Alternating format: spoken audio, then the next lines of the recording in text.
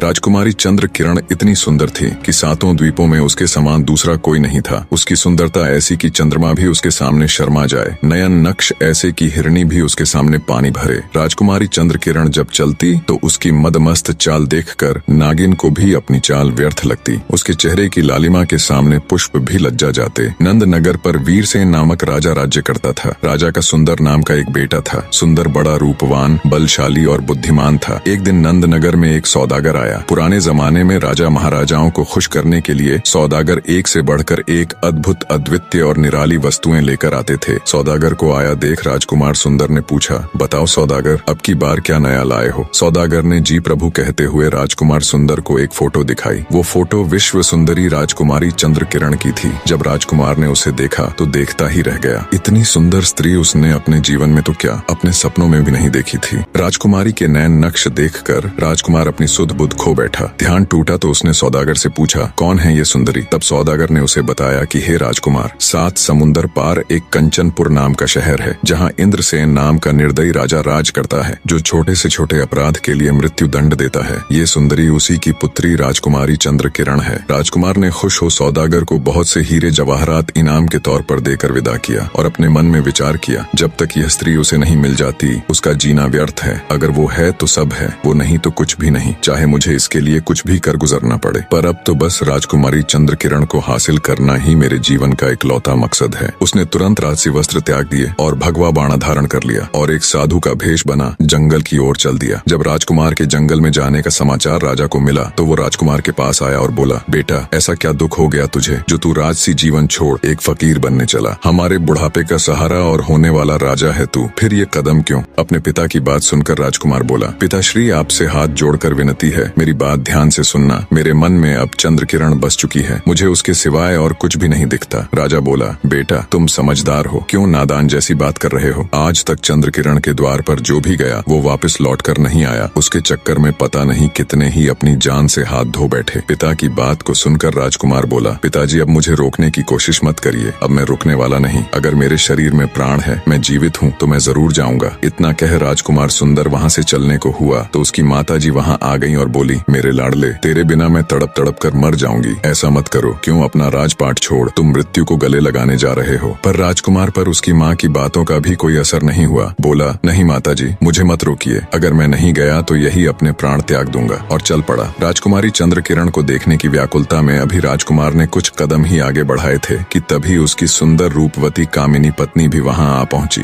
रानी ने दोहा कहा, पास तेरे कामिनी खड़ी, कर 16 श्रृंगार, छोड़ चले मझधार में, कहाँ मुझे भरतार। अर्थात इतनी सुंदर पत्नी होते हुए भी मुझे ऐसे छोड़कर क्यों जा रहे हो? राजकुमार सुंदर ने भी दोहे के रूप में कहा, रानी, मन धीरज धरो, मति दिल करो उदास, चंद रोज के बीच में लौट आऊं तेरे पास। अर्थात उदास मत हो रानी, थोड़े दिन में वापस तेरे पास आ जाऊंगा। इतना कह राजकुमार सुंदर वहाँ से चल पड़ा। सुंदर की बात सुनकर रानी गश खाकर जमीन पर गिर पड़ी, परंतु सुंदर बिल्कुल प्रभावित न हुआ। वह सबसे प्रेम नाथे तोड़कर वन की ओर रवाना हुआ। उसे तो अब बस राजकुमारी चंद्र किरण की लगन लगी हुई थी। काफी दिन यात्रा करने के पश्चात राजकुमार सुंदर कंचनपुर जा पहुंचा और राजकुमारी के महल के सामने आसन जमा कर बैठ गया। संयोगवश एक दिन राजकुमारी जब महल की खिड़की में खड़ी थी तो उसकी दृष्टि उस जोगी बने सुंदर पर पड़ी। राजकुमार सुंदर तो बावला हुआ, पता नहीं कितने दिन से इसी पल के इंतजार में वहीं टकटकी लगाए देख रहा था। राजकुमारी चंद्र किरण ने जैसे ही राजकुमार सुंदर को देखा, वो भी उस हट्टे कट्टे शरीर वाले सुंदर नौजवान की आशिक हो गई और कहने लगी, हे योगी, तुम कौन हो और ऐसा क्या कारण रहा कि तुमने भरी जवानी में अपने देश और गृहस्थ जीवन को छोड़कर ये भगवा बाणा पहना और जोगी बन गए? राजकुमार सुंदर ने राजकुमारी का प्रत्युत्तर देते हुए कहा, हे विश्व सुंदरी, नजर कर तू मेरी तरफ है प्यारी, मोहब्बत तेरी मेरे दिल में है भारी, तेरा हुस्न मशहूर है हर जहां, तुझे जाने आलम सभी चाह रहा, ये है पूरब से आया अब खाकसार, मेरा नाम आशिक है ए गुल अनार, तेरा हुस्न यहाँ खींच लाया मुझे, जब से तेरा नाम और फोटो दिखा मुझे। आगे राजकुमार सुंदर कहता है, ए हुस्न की मल्लिका, जब से तेरा नाम मैंने सुना है तब से मेरा चैन और सुकून सब छिन गया है, अगर तू मुझे नहीं मिली तो मेरा जीना बेकार है। चंद्र किरण राजकुमार की बात सुन बोली, योगी, तेरा रूप देखकर तो मेरा दिल भी हिलोरे मार तेरे लिए धड़क रहा है, पर मुझे अफसोस इस बात का है कि औरों की तरह कहीं तुझे भी अपने प्राणों से हाथ न धोना पड़े। राजकुमारी चंद्र किरण की बात सुन राजकुमार सुंदर ने दोहा कहा, होना होगा सो होवेगा, इसमें नहीं अंदेश। प्रिय, तेरे कारण तजा मैंने राज और देश, अर्थात अब जो होगा देखा जाएगा। तुम्हारे लिए तो मैं अपना राज्य पाट और देश तक छोड़ आया हूँ। राजकुमार सुंदर की बात सुन सुनकर चंद्रकिरण बोली, ऐ जोगी, मेरे प्रेम में तेरे प्राणों का भी खतरा है, क्योंकि जो भी मुझसे प्रेम करता है मेरे पिता उसको मरवा देते हैं या फिर उसे सदा के लिए कैद कर लेते हैं। अब भी उनकी कैद में बहुत से व्यक्ति पड़े सड़ रहे हैं, इसलिए उचित यही है कि तू अपने देश वापस चला जा। मेरे प्रेम के चक्कर में फंसकर अपने प्राण मत गवा। ये सुनकर श्याम सुंदर ने उत्तर दिया, तेरा इश्क मुझको लाया यहाँ, भला अब कहो तुम मैं जाऊँ कहाँ? ये डर अपने दिल में लाता नहीं, बिना लिए तुझको मैं जाता नहीं। दोहा कह श्याम सुंदर बोला, ए राजकुमारी, मेरी परेशानी को थोड़ा ध्यान से देखो। तुम्हारे प्यार की खातिर मैं मुश्किलों से लड़ते हुए बर्बाद हालत में तुम्हारे पास पहुंचा हूँ। यह सुन चंद्रकिरण ने खिड़की से एक रस्सी डाली, जिस पर चढ़कर खुश होता हुआ राजकुमार सुंदर राजकुमारी के महल में प्रवेश कर गया। उसे अपनी किस्मत पर नाज हो रहा था। राजकुमार के ऊपर आते ही चंद्रकिरण उसके गले में बाहें डालकर कहने लगी, ए हसीन नौजवान, तुझसे पहले भी पता नहीं कितने ही मेरे आशिक आए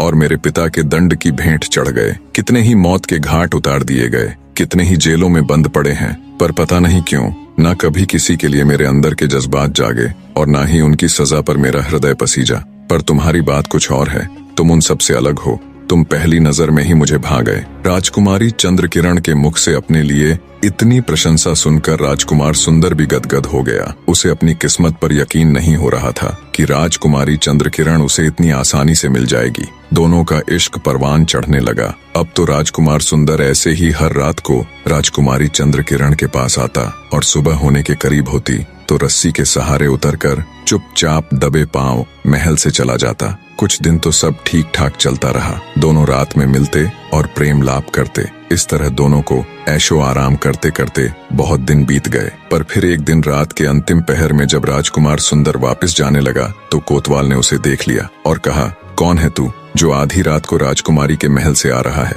क्या चुराया है तूने? राजकुमार सुंदर ने माफी मांगते हुए कहा, नहीं कोतवाल साहब, मैं कोई चोर नहीं हूँ। पर कोतवाल पर उसकी बातों का कोई असर नहीं हुआ और तुरंत सिपाहियों को बुला उसे पकड़वा दिया और कहा, ले जाओ इस बदमाश को, इसने सारी प्रजा को परेशान कर रखा है। सुबह हुई तो राजकुमार सुंदर को राजा के सामने राज दरबार में पेश किया गया। कोतवाल ने राजा से कहा, महाराज, यह बहुत बड़ा चोर है। रात यह महल में चोरी करने गया था। जब यह उतर कर जा रहा था तो मैंने इसे पकड़ लिया। राजा ने कोतवाल को शाबाशी देते हुए उसकी तारीफ की। फिर सिपाहियों को आदेश दिया, ले जाओ इस बदमाश को और बंद कर दो सबसे अंधेरे वाले कमरे में, और सुबह शाम इसको खाने की बजाय 50-50 कोड़े मारे जाएं। राजा का आदेश सुन तुरंत सिपाही राजकुमार सुंदर को पकड़ ले गए। जब यह बात चंद्रकिरण को पता लगी कि उसके प्रेमी को राजा ने कैद कर लिया है और राजा ने सख्त सजा की आज्ञा दी है तो वह बेहोश होकर गिर पड़ी। राजकुमारी चंद्रकिरण को जब होश आया तब विलाप करते हुए कहने लगी, हाय मेरे दुराचारी निर्दयी पिता ने मेरे प्राणों से भी प्यारे साजन को कैद कर लिया है। बिना मेरे साजन के ये नीरस जिंदगी मुझे भी नहीं जीनी। मैं आग में कूद कर अपने प्राण त्याग दूंगी। जब दासी ने राजकुमारी चंद्रकिरण के मुख से ये बात सुनी तो वो घबरा गई और उसको धीरज धरने के लिए कहने लगी। तब चंद्रकिरण बोली, हे सखी, मैं किस प्रकार धीरज धरूं? मुझे पिया के बिना कुछ भी अच्छा नहीं लगता। इस प्रकार चंद्रकिरण हर समय राजकुमार श्याम सुंदर के विरह में व्याकुल होकर रोती रहती। अब मैं यहाँ का किस्सा समाप्त करके राजकुमार श्याम सुंदर की पहली पत्नी का हाल बताता हूँ। रानी भी अपने पति के विरह में बुरी तरह व्याकुल रहती थी और अपना एक एक दिन राजकुमार सुंदर के इंतजार में काट रही थी। एक दिन की बात है कि रानी अपनी चित्रसारी में सो रही थी कि अचानक उसने एक सपना देखा कि एक बच्चा रानी से कह रहा है, रानी, तेरा पति श्याम सुंदर कंचनपुर में कैद हो गया है। ये स्वप्न देखकर रानी एकदम चौंक कर उठकर बैठ गई और व्याकुल होकर चिल्ला चिल्ला कर रोने लगी। हाय,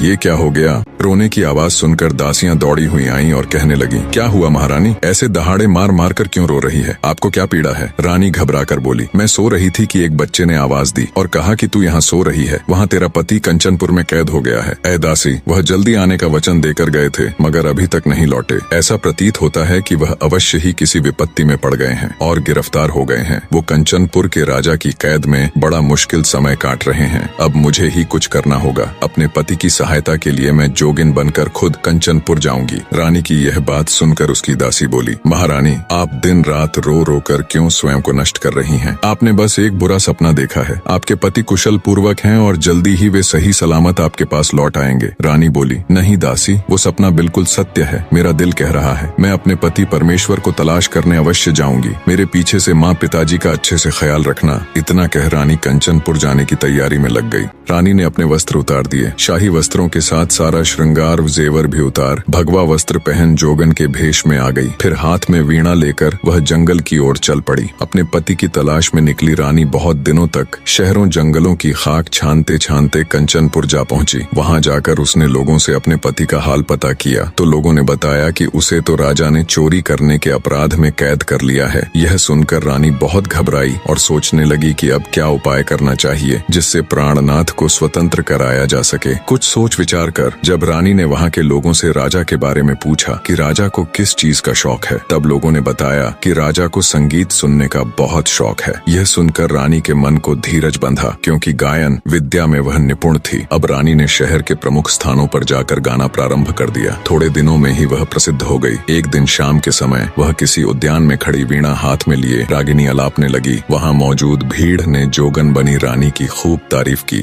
जोगन जहाँ भी जाती उसकी मधुर वाणी और सुंदर शायरी से लोगों की भीड़ जमा हो जाती। लोग उसकी गायन विद्या की तारीफ करते नहीं थकते। उड़ते उड़ते जोगन की प्रशंसा राजा के कानों तक भी जा पहुंची। राजा ने उसी समय चौबदार को आज्ञा दी कि नगर के उद्यान में जो जोगन ठहरी हुई है उसे सम्मान पूर्वक हमारी सभा में ले आओ। चौबदार तुरंत जोगन बनी रानी के पास जा पहुंचा और हाथ जोड़कर कहा, ए जोगिन, राजा जी ने आपको याद किया है, कृपया मेरे साथ राज दरबार चलिए। रानी बोली, ए चौबदार, हमें राजा के दरबार से क्या काम, हम तो मन के मौजी हैं। जहाँ इच्छा होती है वहीं जमावड़ा डाल लेते हैं। जिस स्थान पर हम आसन जमा कर बैठ जाते हैं हमें तो वही स्थान राज दरबार प्रतीत होता है। जोगिन की बात सुनकर चौबदार बोला, जोगिन जी, आपको तो ऐसा ज्ञान प्राप्त है कि लाखों राजा महाराजा आपकी सेवा में खड़े रहें, लेकिन फिर भी यह आपका धर्म है कि जो व्यक्ति आपसे हरिगुण सुनना चाहे उसे सुना दो। रानी तो चाहती ही ये थी, यही तो शुरू से उसकी योजना थी। सो जोगिन चलने को तैयार हो गई। जब रानी चौबदार के साथ राजा के महल में गई तो उसे देखकर सब लोग सम्मानार्थ खड़े हो गए। उसके दरबार में आते ही सन्नाटा छा गया। नौकरों ने उसे मृगछाला सान दिया। तब राजा ने हाथ जोड़कर कहा, ए जोगिनी, तुम कौन हो और कहाँ से आई हो? तब जोगिनी बोली, हम पर्वतों और रत्नों की भूमि में रहकर दिन रात ओम का नाम जपकर सादगी से भरा जीवन जीते हैं, उसी में हमें खुशी मिलती है। राजा बोला, ठीक है जोगिनी, तो अपने मुख से हरि का कुछ गुणगान कीजिए, यही हम सबकी अभिलाषा है। तब जोगिन ने यह राग गाया, यह जोग अति हमें भाया है, छोड़ दिया माल खजाना हीरा मोती लुटाया है, फेंक फांक के शाल दुशाले जग से चित्त उठाया है, इश्क फंद में छोड़ कानन कुल माशूक बनाया है, धीरज धर्म सब छोड़ दिया जब मजा फकीरी पाया है, जंगल में अब रहता है दिल बस्ती से घबराया है, चाक गिरेबा करके अपना आहें भरना चाहा है, रतन लाल अब इश्क रैन दिन सब ये खेल खिलाया है। जोगिन बनी रानी की ये रागिनी सुन पूरी सभा तालियों की गड़गड़ाहट से गूंज उठी। राजा भी अपना आसन छोड़ खड़ा हो रानी की इस अद्भुत रागिनी को अपनी तालियों के साथ सम्मान देता है। राजा की खुशी देख रानी को अपना मकसद पूरा होता हुआ दिखता है।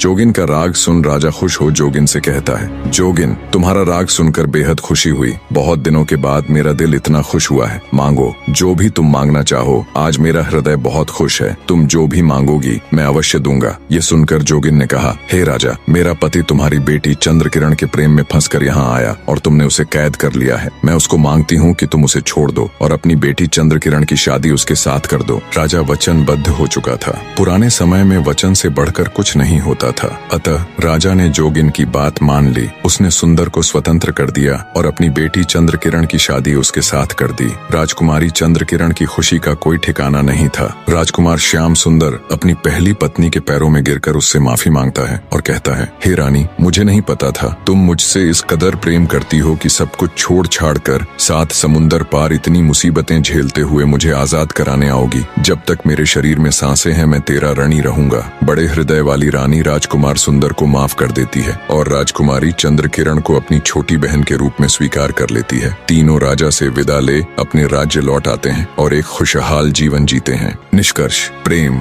विश्वास, त्याग और क्षमा, ये 4 स्तंभ इस कहानी की आत्मा है। यह कथा हमें यह समझने में मदद करती है कि सच्चा प्रेम वह है जो न केवल प्राप्त करता है बल्कि त्यागता भी है, जो केवल मांगता नहीं बल्कि देता भी है। सच्चा प्रेम और विश्वास हर कठिनाई को